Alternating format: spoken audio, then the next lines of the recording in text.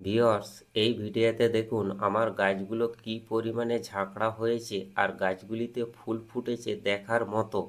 আমি এই গাছগুলিতে দুটি তরল জৈব সার প্রয়োগ করি সপ্তাহে 1 থেকে 2 বার। আপনারাও প্রয়োগ করুন, আপনাদের গাছগুলিতেও প্রচুর পরিমাণে ফুল ফুটবে। আপনারা এই তরল জৈব সার গোলাপ গাছ, গেঁদা গাছ সমস্ত গাছেই দিতে পারেন।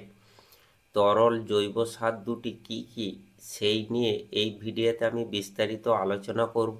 আর তরল জৈব সার দুটি কীভাবে তৈরি করে নেবেন নিজেরাই বাড়িতে সেটাও বলে দেব। এখন দেখুন আমার এই সমস্ত গাঁদা ফুলের গাছগুলি লাগানো হয়েছিল পৌষ মাসে প্রথমের দিকে। গাছগুলি প্রচুর পরিমাণে ফুল ফুটেছে, এখনও ফুল আসছে বা নতুন করে কুড়ি আসছে। আর এখন যেহেতু জানুয়ারি মাস চলছে ইংরাজি, আর বাংলায় হচ্ছে মাঘ মাস, আপনারা এই সময়তেও ওই পুরাতন গাছগুলি আমার মতো এইভাবে পরিচর্যা নিন, তাহলে লং টাইম পর্যন্ত ওই সমস্ত গাঁদা গাছগুলি থেকে প্রচুর পরিমাণে ফুল ফুটবে আর আপনারা ফুল পেয়ে যাবেন।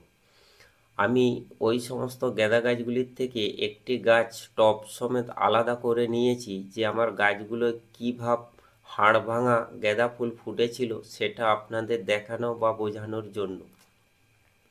এখন এই গাছটিতে নতুন ফুলও আসছে এবং নতুন করে কুঁড়িও আসছে। আর পুরাতন যে সমস্ত ফুলগুলি শুকিয়ে গেছে সেই ফুলগুলি এখন আমি কাটার বা কাঁচির সাহায্যে কেটে গাছ থেকে ফেলে দিচ্ছি। কারণ এই সমস্ত শুকনো ফুলগুলো আপনারা গাছের মধ্যে রেখে দেন, তাই গাছের গুণাগুণ বা পুষ্টিসম্পন্ন খাবার এই শুকনো ফুলগুলো শুষে খেয়ে নেয়, নতুন করে ফুল বা কুঁড়ি ফুটতে দেয় না। গাছে থাকা শুকনো ফুলগুলি আপনি কাঁচি বা কাটারের সাহায্যে যদি কেটে ফেলে না দেন, তাহলে গাছটি ধীরে ধীরে শুকাতে থাকে আর ওই সমস্ত গাঁদা চারাগুলি পরবর্তীকালে আপনার মরে যায়। আর যদি আমার দেখানো ভিডিও অনুযায়ী আপনারা এইভাবে শুকনো ফুলগুলো কেটে ফেলে দেন, তাহলে গাছের পক্ষে খুবই ভালো হবে। শুকনো ফুলগুলো কেটে ফেলে দেওয়ার সময় আপনারা এইভাবে ভেঙে দেখে নেবেন কালো দানা হয়েছে কি না। যদি হয়ে থাকে তাহলে ভিজে কোনো স্থানে ছড়িয়ে দিবেন, নতুন করে চারা হয়ে যাবে। গাছে থাকা শুকনো ফুলগুলি কেটে ফেলে দেওয়ার পর গাছে যাহাতে পুনরায় নতুন করে কুড়িয়ে আসে এবং ফুল ফুটে, সেই জন্য তরল জৈব সার প্রয়োগ করতে হবে। প্রথমত আমি একটা গ্লাসে সাদা দুধের মতো একটি তরল জৈব সার নিয়েছি, এখন আমি গাছের গোড়ায় দিয়ে দেব। এই তরল জৈব সারটি প্রত্যেকের বাড়িতেই তৈরি করে নিতে পারবেন এবং ফ্রিতে কিভাবে তৈরি করে নেবেন প্রথমে দেখে নিন। এবার দেখুন একটি পাত্রে আমার জমানো রয়েছে একটি তরল পদার্থ। ওই পদার্থটি আমি একটি কাঠির সাহায্যে নাড়িয়ে দেওয়ার পর দেখুন পুরোটাই দুধের মতো দেখাচ্ছে। এটা কি জানেন? আপনারা জানলে অবাক হবেন। এই জিনিসটা আমরা দৈনন্দিন প্রত্যেকের বাড়িতেই আছে, আমরা ফেলে দিয়ে থাকি। এটা হচ্ছে ভাত রান্না করার পর যে মাড় বা ফ্যান বেরিয়ে আসে ওই পদার্থটি। ওটা ফেলে না দিয়ে আমার মতো একটা পাত্রে আপনারা 2 থেকে 3 দিন আগে সংগ্রহ করে রাখুন গাঁদা গাছ বা ফুল গাছে দেওয়ার জন্য। 2 থেকে 3 দিন আগে জমানো ভাতের মাড় এখন আমি গাছের গোড়ায় প্রয়োগ করব প্রচুর পরিমাণে ফুল পাওয়ার জন্য। প্রয়োগ করার আগে আমি কপার ব্লু মিশিয়ে নেব, যাহাতে গাছে ফাঙ্গাস না লেগে যায়। কপার ব্লু মিশিয়ে নিলে তাহলে খুবই ভালো হবে, ফাঙ্গাস লাগার বা গাছ মরে যাওয়ার ভয় থাকবে না। তাই আমি কপার ব্লু নিয়েছি, নিয়ে এখন প্যাকেটটা খুলে নিচ্ছি। ওই পদার্থটির মধ্যে দিয়ে মিশিয়ে নেব, তবে 1 থেকে 2 গ্রাম মতো দিয়ে দেব, তার বেশি দিলেও ক্ষতি নাই। কপার ব্লু খুবই একটা ভালো ফাঙ্গিসাইডের ঔষধ। আপনারা যদি ফুল গাছে স্প্রে না করে থাকেন, একবার স্প্রে করে দেখুন, গাছে সহজে ফাঙ্গাস আসতে দেয় না এবং গাছগুলো চট করে শুকিয়ে বা ঝিমিয়ে মরে যায় না। কপার ব্লু এমন একটি ফাঙ্গিসাইড ঔষধ।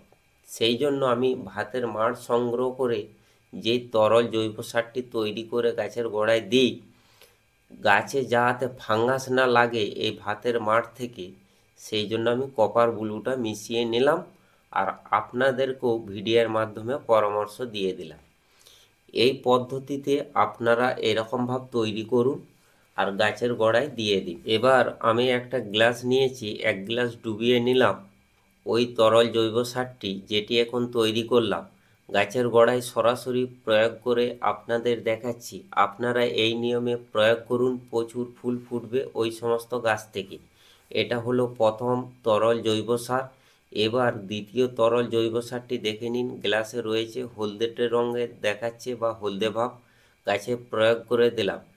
এই তরল জৈব সারটি আপনারা তৈরি করে নিতে পারবেন। এটা হচ্ছে সরিষা খোলকে সাধারণ জলে 5 থেকে 6 দিন ভিজিয়ে রাখবেন। রাখার পর একটা কাঠির সাহায্যে নেড়ে কিছুক্ষণ অপেক্ষা করবেন। যে লাল রঙের জলটি উপরে থেতিয়ে যাবে, ওই জলটি গাছের গোড়ায় আপনারা সপ্তাহে 1 থেকে 2 বার প্রয়োগ করে দিন।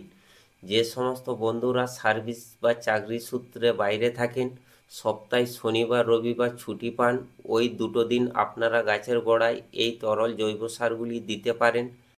তাহলে ওই সমস্ত গেঁদা গাছগুলির থেকে আপনি বহুদিন পর্যন্ত ফুল পেয়ে যাবেন এবং গাছগুলিতে প্রচুর পরিমাণে ফুল ফুটবে। আমার এই ভিডিওতে দেখানো পদ্ধতি বা সিক্রেট আপনাদের যদি কিছুটা হলেও ভালো লেগে থাকে, তাহলে অবশ্যই ভিডিওতে একটা লাইক দিবেন। চ্যানেলের নতুন বন্ধু এসে থাকলে চ্যানেলটিকে সাবস্ক্রাইব করুন, পাশে থাকা বেল আইকনটি অন করে দিবেন। এইভাবে পরিচর্যা করেই আমার ছাদ বাগানের টবের গাছগুলিতে কি পরিমাণে ফুল ফুটেছে আপনারা নিজে চোখে ভিডিওতে দেখে নিন। আপনারা ভিডিওটা শেষ অবধি যদি দেখে থাকেন, তাহলে এই রকম ভাব করেই পরিচর্যা নিন আপনার যে সমস্ত গাঁদা ফুলের গাছগুলি ছাদ বাগান কিংবা গার্ডেনের মধ্যে রয়েছে। পরিচর্যাটি এখনই শুরু করে দিন, তাহলে ওই সমস্ত গাঁদা গাছগুলির থেকে আপনি বহুদিন পর্যন্ত ফুল পেতে থাকবেন। এই ধরনের গাঁদা ফুল চাষের সম্পর্কে নিত্য নতুন ভিডিও পেতে হলে আমাদের চ্যানেলটিকে অবশ্যই ফলো করবেন।